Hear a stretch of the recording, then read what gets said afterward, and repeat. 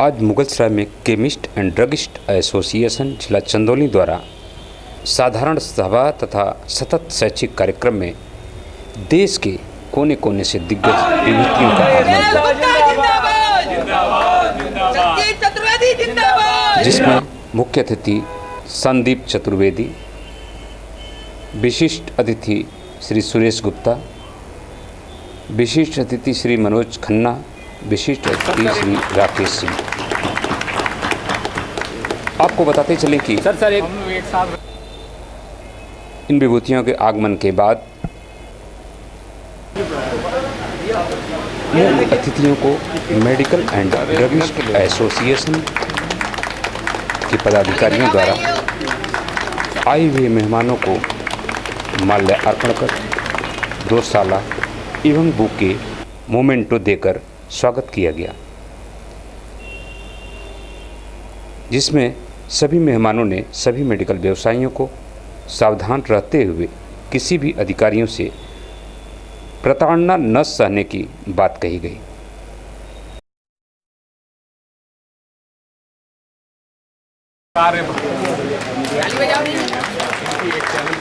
तालियों का स्वागत जोरदार होना चाहिए। जयसवालों की सर यहाँ भरमार है। ये समझ लीजिए कि हर एक महीने आपको कॉल करना होता हो का हो कैसन हुआ, कहीं हम बहुत आनंद से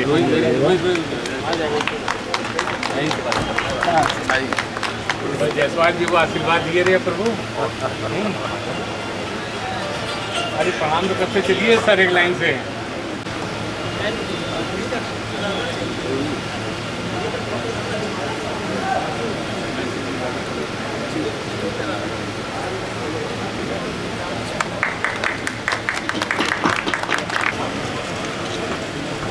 चलिए ले लीजिए एक और आइए। दिनेश भैया कहाँ गए?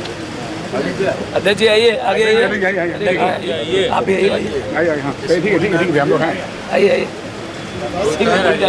हाँ सब लोग डालिए एकदम। रोहित आप अंदर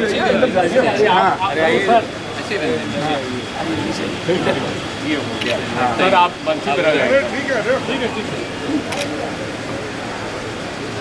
ये चंदौली का भी सौभाग्य और हमारा भी सौभाग्य है, हम सबका सौभाग्य है। चंदौली एक बहुत छोटा सा ज़िला है, जैसे हमारे माननीय अध्यक्ष महोदय ने कहा कि बनारस और चंदौली में कोई फ़र्क ही नहीं है, और मैं चंदौली को बनारस ही मानता हूँ। तो मैं थोड़ा सोच में पड़ गया कि कहीं चंदौली का अस्तित्व तो ख़त्म होने वाला नहीं है। फिर सोचा नहीं, उन्होंने प्रेम भाव से बात कही है, तो ऐसा मान लीजिए कि बनारस आपका ज़िला है, बनारस भी चंदौली हो गया, ये सौभाग्य आपको मिला।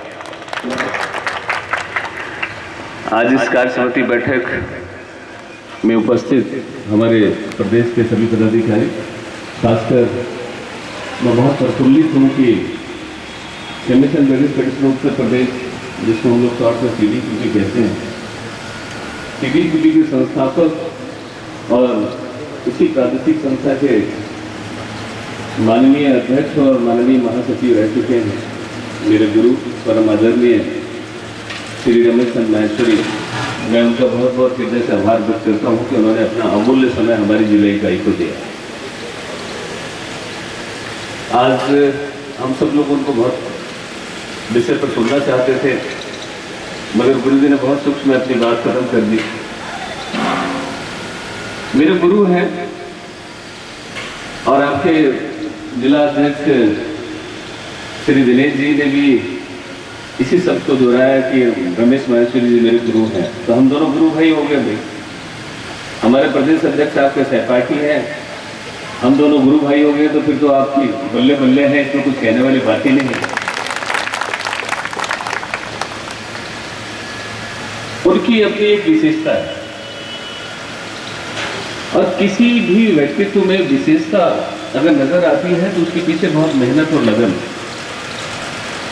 बहुत एकाग्र की आवश्यकता पड़ी होगी, तब जाकर वो विशेषता उत्पन्न होती है।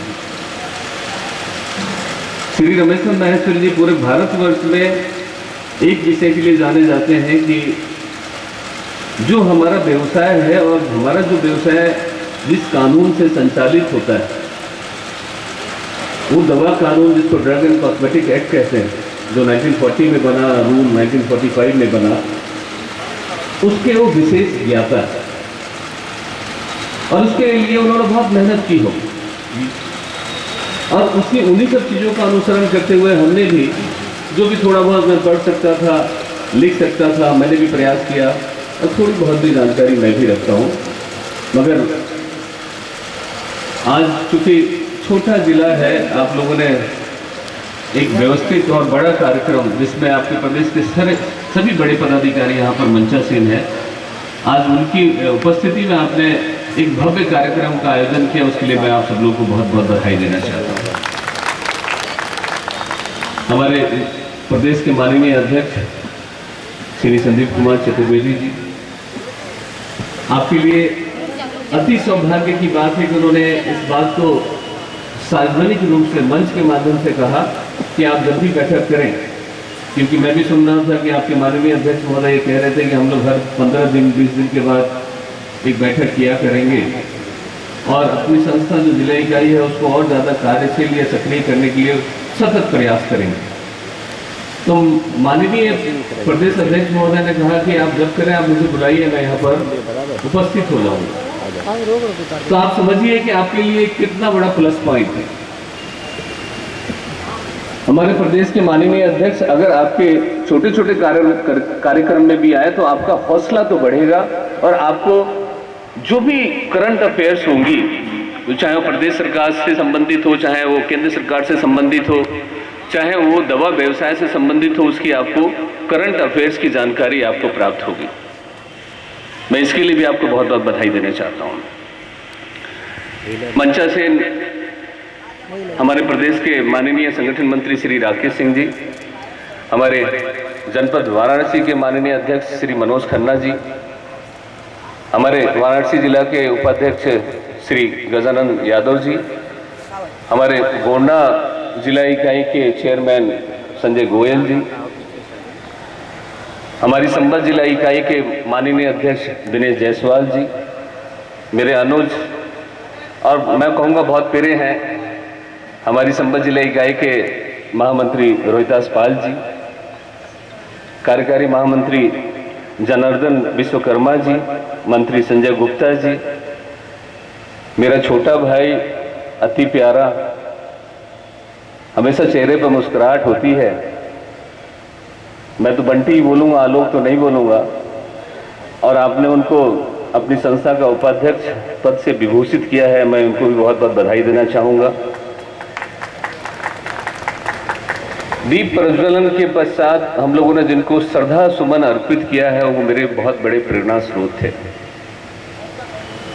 मेरे ख्याल से मैं समझता हूँ कि इतने लंबे समय के बाद आज पहली बार उनकी अनुपस्थिति में आज इस बैठक को आयोजित की गई है।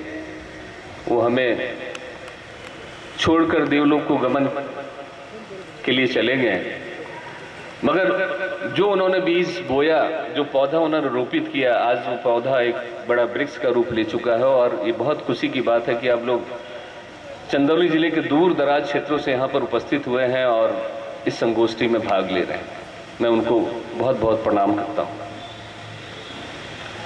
उपाध्यक्ष श्री उपेंद्र सिंह जी, कोषाध्यक्ष श्री सुधीर आर्य जी, सुधीर आर्य जी, मैं समझता हूं कि आपके पास ये एक प्लस पॉइंट होगा कि कोई भव्य आयोजन होता है तो अर्थ का संकट नहीं होता है, ऐसा मेरा मानना है। तो आप लोगों ने इतना अच्छा आयोजन किया है तो मुझे इस बात का विश्वास है कि आर्थिक रूप से आप लोग मजबूत होंगे और आगे भी आर्थिक रूप से मजबूत रहें, ये हमारी आप लोगों के प्रति एक शुभकामना है। संगठन मंत्री आशुतोष जायसवाल जी, वो तमाम हमारे कार्य समिति सदस्य, पदाधिकारी और साधारण सदस्य, मैं आप सब लोगों का हृदय से आभार व्यक्त करता हूं कि आप लोगों ने आज हमें वो मान सम्मान दिया, कुछ कहने का, कुछ सुनने का मौका दिया।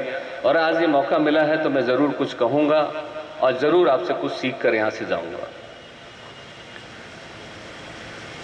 माननीय प्रदेश अध्यक्ष श्री संदीप कुमार चतुर्वेदी जी ने एक बात कही और वही बात बाकी लोगों ने भी कही